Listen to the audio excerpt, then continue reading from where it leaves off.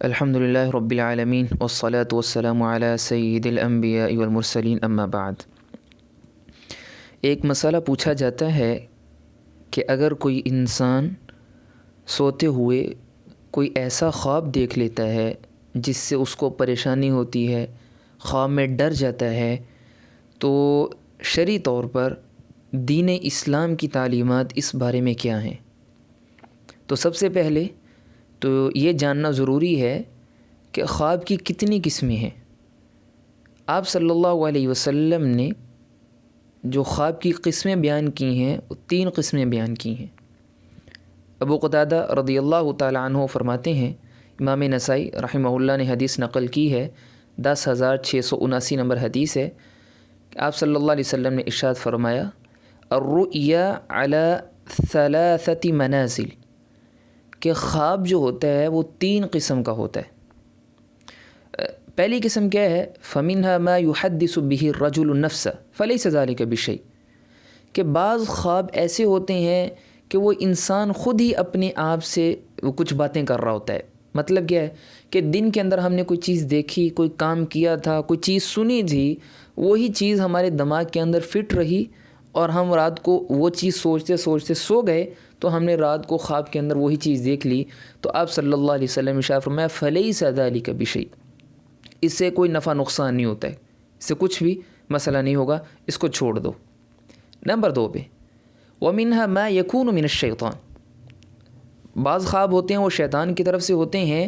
وہ انسان کو نقصان نہیں پہنچاتے ہیں۔ دوسری حدیث میں آتا ہے کہ وہ کیا ہوتے ہیں؟ تحزین من الشیطان، وہ صرف خواب ہوتے ہیں مسلمان کو شیطان کی طرف سے پریشان کرنا مقصد ہوتا ہے۔ اس پر کیا کرنا چاہیے یہ ابھی عرض کرتے ہیں۔ یہ دوسری قسم ہے۔ اور تیسری قسم ہے وَمِنْهَا رُؤْيًا مِّنَ اللَّهِ سُبْحَانَهُ وَتَعَالَى، اللہ کے نبی صلی اللہ علیہ وسلم نے ارشاد فرمایا، خواب کی تیسری قسم کہ جو اللہ سبحانہ وتعالی کی طرف سے ہوتی ہے اور وہ سچا خواب ہوتا ہے، اللہ کے نیک بندوں کے لیے ہوتا ہے، اللہ کے بندوں کے لیے ہوتا ہے، وہ اللہ کی طرف سے ہوتا ہے۔ یعنی کبھی ہم ایسا خواب دیکھ لیتے ہیں جس کو دیکھ کے ہمیں ایک دلی سکون، ایک خوشی محسوس ہوتی ہے، تو اللہ کے نبی صلی اللہ علیہ وسلم ارشاد فرما رہے ہیں کہ وہ خواب اللہ سبحانہ وتعالی کی طرف سے ہوتا ہے۔ اب ان کے احکامات کیا ہیں؟ تینوں قسم کے خواب میں نے عرض کر دی ہے حدیث سے، اب کرنا کیا ہے وہ بھی رسول اللہ صلی اللہ علیہ وسلم نے ہمیں تعلیم ارشاد فرما دی۔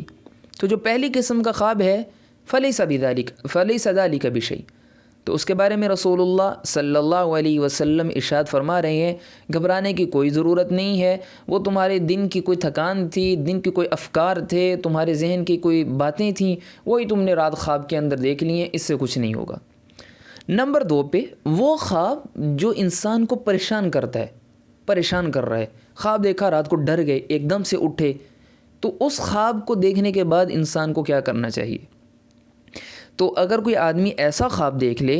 تو آپ صلی اللہ علیہ وسلم نے ارشاد فرمایا، فَلْيَتَعَوَّذْ بِاللَّهِ مِنْ شَرِّهَا، امام بخاری نے حدیث نقل کی ہے، 7044 نمبر حدیث ہے، فَلْيَتَعَوَّذْ بِاللَّهِ مِنْ شَرِّهَا، فوراً اعوذ باللہ من الشیطان الرجیم پڑھے، اور وَمِنْ شَرِّ الشیطان، کہ اللہ تعالیٰ سے اس خواب کے شر سے پناہ مانگے اور شیطان کے شر سے بھی پناہ مانگے۔ اردو میں مانگ لیں، عربی کے اندر مانگ لیں، اعوذ باللہ من الشیطان الرجیم من شر هذه الرؤیا ومن شر الشیطان، یا ایسے کہیں کہ یا اللہ ہمیں اس خواب کے شر سے اور ہمیں شیطان کے شر سے محفوظ رکھنا، یہ بات کر لیں۔ نمبر 2 پہ جو کام کرنا ہے، وَلْيَتْفِلْ ثَلَاثًا، جو امام بخاری نے حدیث نقل کی اس میں یہ ہے کہ 3 دفعہ وہ تھوک پھینکے، لیکن دوسری احادیث میں آتا ہے آپ علیہ الصلوۃ والسلام نے ارشاد فرمایا، اپنی بائیں طرف، بائیں سائیڈ پہ اگر تھوک پھینکنے کی جگہ ہو، یعنی گھر کے اندر کسی ایسی جگہ پر انسان لیٹا ہوا ہے کہ اگر تھوک پھینک سکتا ہے تو 3 دفعہ تھوک پھینکے۔ لیکن اگر کمرے میں لیٹا ہوا ہے کہ وہاں پر تھوک نہیں پھینک سکتے، یا جگہ گندی ہو جائے گی، تو پھر تعلیم یہ ہے کہ 3 دفعہ تھوک پھینکنے کی شکل بنا لے، تھو کر لے، 3 دفعہ کر لے، اعوذ باللہ من الشیطان الرجیم، یا جیسے میں نے بتایا اعوذ باللہ من الشیطان الرجیم من شر هذه الرؤیا ومن شر الشیطان، یہ دعا مانگ لے اور 3 دفعہ تھوک پھینکے۔ اور نمبر 3 پہ جو کام کرنا ہے، اس خواب کو، جہاں سے ہم غلطی کرتے ہیں، ہماری اکثریت غلطی کرتی ہے، وَلَا يُحَدِّثُ بِهِ أَحَدًا، کسی انسان کو یہ خواب نہیں بتانا ہے، برا خواب کسی کو بتایا نہیں جاتا ہے، برا خواب کسی سے ذکر نہیں کیا جاتا ہے۔ یہ آپ صلی اللہ علیہ وسلم کی تعلیم ہے، اور محدثین نے جو اس کی حکمت بیان کی ہے وہ یہ ہے کہ آپ اپنا خواب جس انسان کو بیان کریں گے، اگر تو وہ جانتا ہے، تعبیر جانتا ہے، بتانا جانتا ہے، اور یہ بہت کم ہوتا ہے جن کو خوابوں کی تعبیر کے بارے میں علم ہوتا ہے، تو وہ انسان جیسی تعبیر بتائے گا، جیسے حافظ ابن حجر رحمہ اللہ نے فتح الباری کے اندر نقل کیا ہے کہ اس کی حکمت یہ ہے کہ انسان اگر تو برا خواب کسی کو بتائے گا، اس نے جیسی تعبیر بتا دی اس بندے نے، وہ خواب پھر ویسا ہی ہو جاتا ہے۔ تو اس وجہ سے اللہ کے نبی کی تعلیم یہ ہے کہ برا خواب کسی سے بھی ذکر نہیں کرنا چاہیے۔ تو جب انسان برا خواب دیکھے، 3 کام کرنے ہیں۔ نمبر 1 پہ اللہ سے پناہ مانگے اس خواب کے شر سے اور شیطان کے شر سے، اور نمبر 2 پہ اپنے بائیں طرف تھوک پھینکے اگر ممکن ہو، ادروائز وگرنہ کیا کرے، 3 دفعہ تھوک پھینکنے کی شکل بنا لے۔ اور نمبر 3 پہ یہ کام کرنا ہے کہ وہ یہ خواب کسی سے بھی بیان نہیں کرے گا۔ یہ کام کر لیں تو پھر رسول اللہ صلی اللہ علیہ وسلم نے ارشاد فرمایا فَإِنَّهَا لَن تَضُرَّهُ، یہ خواب چاہے جیسا بھی ہو، یہ اس انسان کو بالکل نقصان نہیں پہنچا سکتے، بالکل پھر فری ہو جائیں، یہ ہمیں خواب کچھ نہیں کہے گا۔ جو اس حدیث کے راوی ہیں ابو قتادہ، ان کے جو شاگرد ہیں نا ابو سلمہ، وہ کہتے ہیں کہ میں پہلے کوئی خواب دیکھتا تھا تو خواب مجھے بیمار کر دیتا تھا، جیسے آج کل ہم سائیکو ہو جاتے ہیں کہ نفسیاتی طور پر جو خواتین جی اگر گوشت دیکھ لیا تو ایسے ہو جائے گا، ہم نے گندا پانی دیکھا ہے تو اب کیا ہو جائے گا، ہم نے خون دیکھا ہے اب کیا ہو جائے گا، ہم نے سانپ پیچھے لگا دیکھا ہے اب کیا ہو جائے گا، تو ہم ڈرے ہوئے ہوتے ہیں جی میں خواب کے اندر مر گیا ہوں یا فلاں خواب کے اندر مر گیا۔ یہ عام طور پہ ایسے خواب دیکھے جاتے ہیں۔ تو اس کے بارے میں اب یہ حضرت ابو سلمہ کہہ رہے ہیں کہ میں پہلے خواب دیکھتا تھا تو میں بیمار پڑ جاتا تھا سوچ سوچ کے۔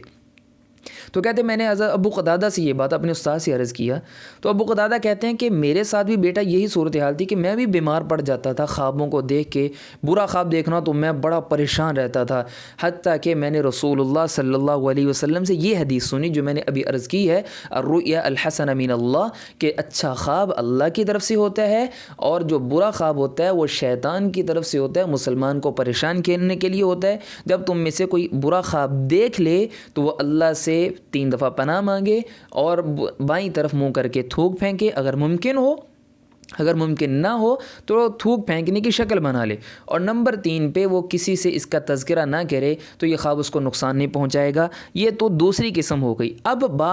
باری ہے تیسری قسم کی، اچھے خواب کے بارے میں، کہ اگر کوئی انسان کوئی ایسا خواب دیکھتا ہے جس سے اس کو خوشی ہوتی ہے، ایک دلی سکون ملتا ہے، تو اس میں آپ لوگوں نے کیا کرنا ہے، اس میں آپ رسول اللہ صلی اللہ علیہ وسلم کی تعلیم ہمارے لیے کیا ہے۔ تو امام نسائی رحمہ اللہ نے ابو قتادہ کے حوالے سے حدیث نقل کی ہے، اس میں آپ صلی اللہ علیہ وسلم نے ارشاد فرمایا کہ جب تم میں سے اذا رأى احدكم الشيء يعجبه،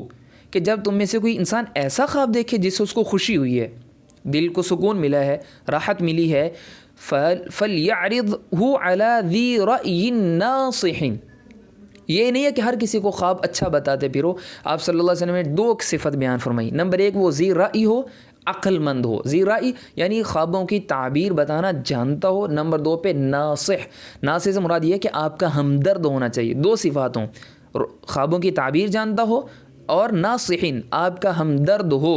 یہ 2 کام ہوں۔ یہ کیوں ہے؟ فَلْيَتَأَوَّلْ خَيْرًا وَلْيَقُلْ خَيْرًا، تو جو آپ کا ہمدرد ہوگا تو آپ کے خواب کی اچھی فال نکالے گا کہ بھائی یہ خواب ہے، آپ کے ساتھ یہ اچھا کام ہونے والا ہے، بھائی آپ نے یہ خواب دیکھا ہے، آپ کے ساتھ اللہ تعالیٰ یہ اچھا معاملہ کر، آپ کو مال ملنے والا ہے، یا آپ حرمین کی زیارت کے لیے جا رہے ہیں، یا اللہ آپ کو اولاد دیں گے، وہ اچھی تعبیر لے گا۔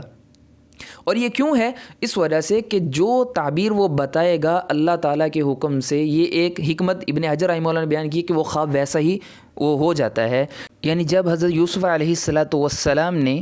اپنے والد محترم حضرت یعقوب علیہ السلام کو خواب بتایا کہ میں نے انی رأیت 11 کوكبا والشمس والقمر رأیتهم لی ساجدین، ابا جان میں نے ایسے ستارے دیکھے ہیں، چاند اور سورج کو دیکھا ہے کہ سب مجھے سجدہ کر رہے ہیں۔ ایک اچھا خواب تھا، حضرت یوسف علیہ السلام کو اس سے دلی خوشی ہوئی،